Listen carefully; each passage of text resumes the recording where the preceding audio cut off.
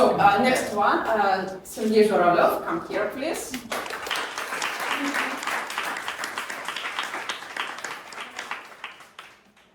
Thank you. Hi, everyone. Today we're going to talk about job search strategies for QA professionals. And my first question is, who is here? Is anyone here who is looking for a job currently right now? Okay. Wow. Nice.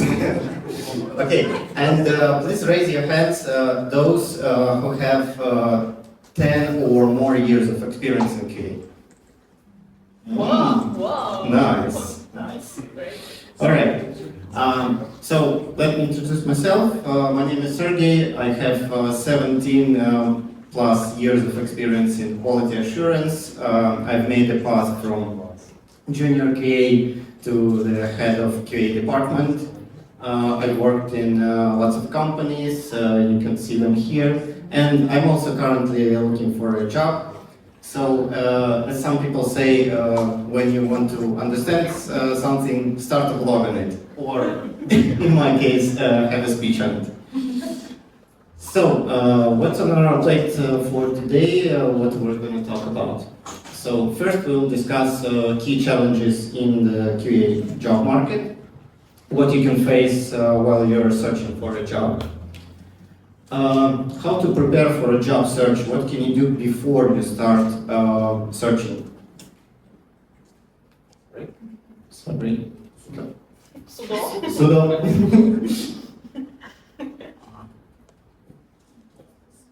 Sorry.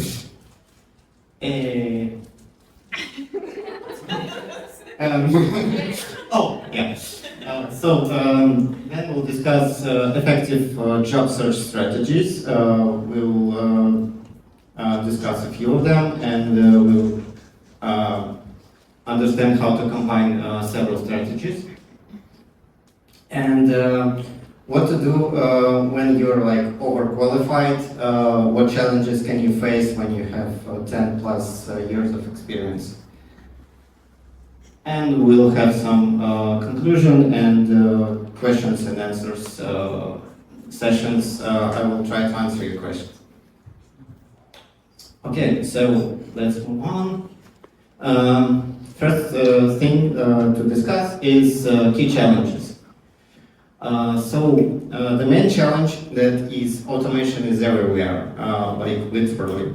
Most of the vacancies that I've met is from junior to senior specialists required knowledge of one or several programming languages and automation skills, even for manual QA positions. So yeah, I've met one position, one or several vacancies that said that a manual QA is required, and he should know one or more programming language and have half of a year minimum of experience in automation for a manual QA. That was quite weird. So the second thing is that competition is quite high because many companies have been cutting budgets recently. You may remember recent layoffs in big tech like Meta, Apple, Google, etc. And that leads to a decrease in the number of open positions, but we still have the same amount of specialists, so the competition is quite high. And due to this, senior and middle specialists may have lowered their expectations to find a job, but it also may not help because, for example, this summer I've applied to a middle QA position with 17 years of experience, and they answered, you will be probably bored with our tasks or our projects. You have nothing new for you, so we'll find them someone middle. So that also didn't help.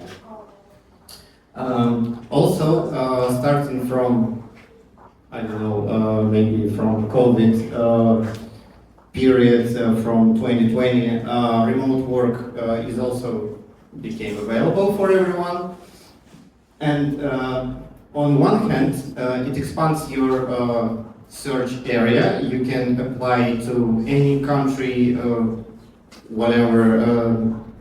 You can work in every time zone that you like or you don't like, but you have this chance to work there. But it also means, on the other hand, that other people also can apply for job openings in your country or in the country that you live in currently. So the competition is also quite high because of that.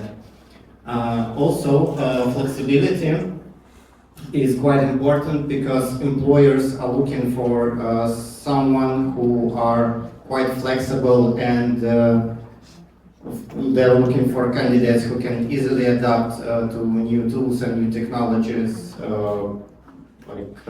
For example, there's one case in my mind that a QA specialist came with Java, and they said, the company said that during the probation period you must learn a new programming language and you must write automated tests in this language. So you have to be quite flexible about this. Sorry. Oh.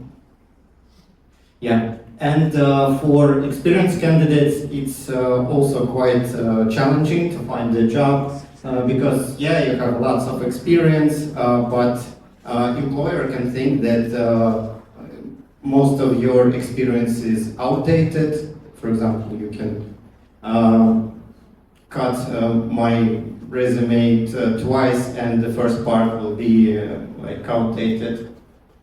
And or maybe you have difficulties to learn new tools or languages or adapt to new technologies, something like this. Or maybe, like in my case, sometimes they can think you're just overqualified for a certain position. So how to prepare for a job search? What can you do before you even start looking? First, you must update your resume and your profiles. So starting from LinkedIn profile, update it, keep it up to date, mention the latest projects, the tools, highlight skills that are now in high demand. For example, if it's automation, mention that you can do automation. If you're working in, I don't know, blockchain, AI, just mention this one. Mention tools and projects that you've worked on, so keep all the information up to date.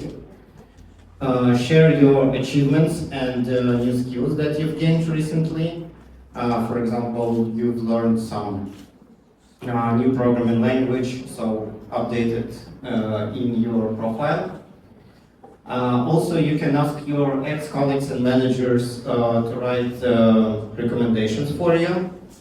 And there's such things like endorsements, skills endorsements on LinkedIn. I think it's quite useful to have them, but no one's looking at them. So people see that, oh yeah, you have endorsed skills, but no matter what, we'll ask you on the interview. And add courses and certifications that you've got. And if you happen to have ISTQB certificates, it should go to right to the title of your resume and your profile. Also, don't waste your time, develop your skills. If you don't know automation, it's the right time to study automation. To learn new programming languages. For example, if you know one or two languages, it would be quite easy for you to learn a new one. Also, you can become a part of an open source project. It's also practice. It's not commercial, but it will help you to develop your skills. Also, you can create your own project which will demonstrate your skills. Like, for example, you can have a GitHub repository which will contain, for example, test cases, test plans that you've written, or automated tests. Okay. The next thing that you can do is to prepare for the interviews. You can prepare to answer most common questions. I don't know, everyone is being asked them, so why are you looking for a job, what do you want to see in your new company, etc., etc. Also, you can think of real cases in your career that could demonstrate your skills. And you can discuss them with the tech lead or tech interview or with HR. Also, think of cases when your soft skills helped you to solve some problem or maybe a conflict. That's also important. So let's talk about job search strategies. Their combination, and the first one is active job search. So what does it mean?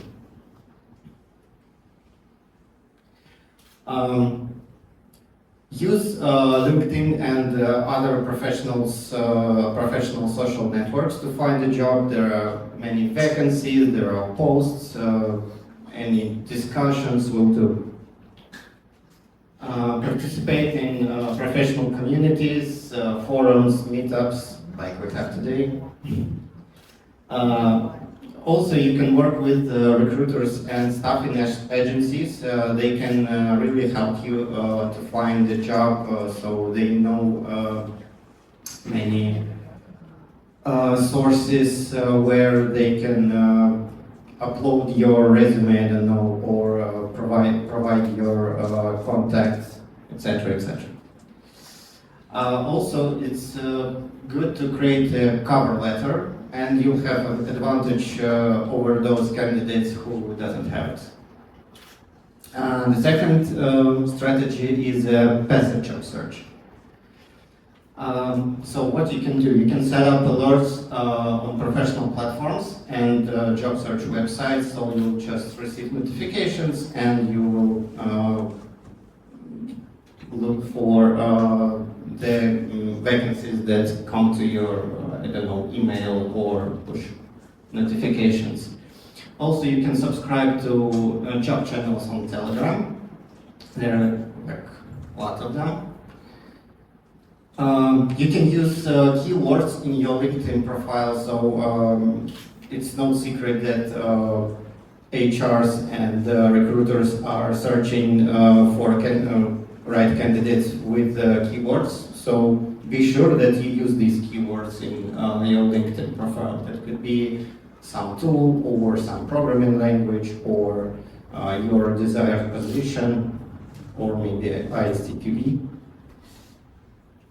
Also, you can increase your visibility in the professional community, so you can participate in discussions, you can comment others' posts, you can publish some articles in your, you can do this in your Telegram channel or in directly in LinkedIn.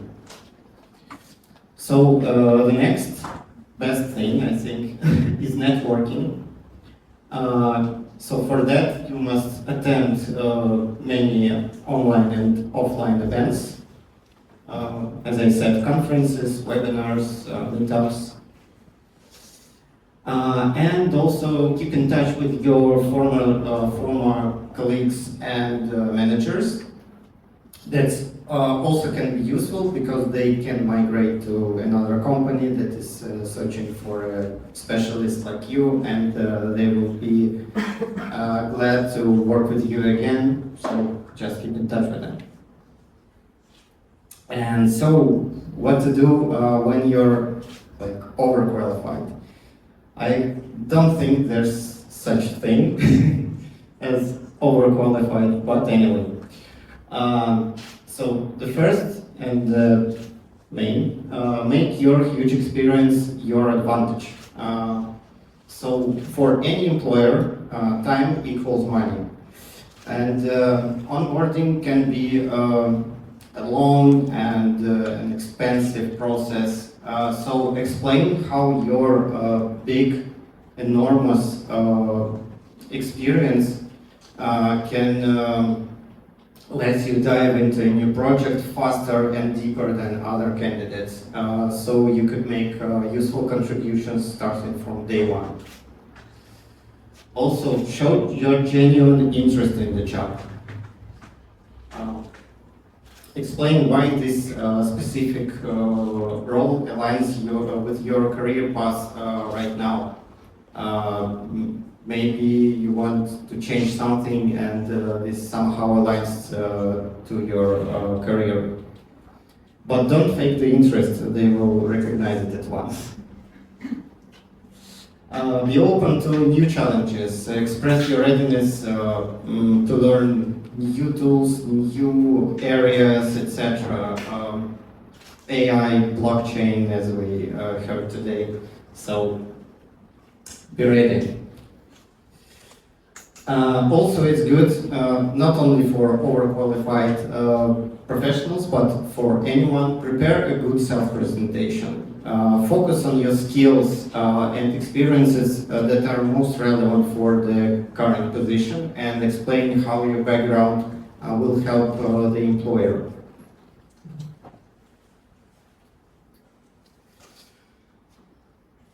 I don't know. I'm quite fast today. So, in conclusion, I want to say that your perfect job is out there waiting for you. Don't hesitate and find it. And also, I've made a little checklist and created in Notion, so feel free to scan this. Is my presentation will be available for in the group? Yeah, so you won't lose it. So feel free to scan. It's like I don't know. It's a concentrated presentation in one checklist. So that's it. Thank you for your attention.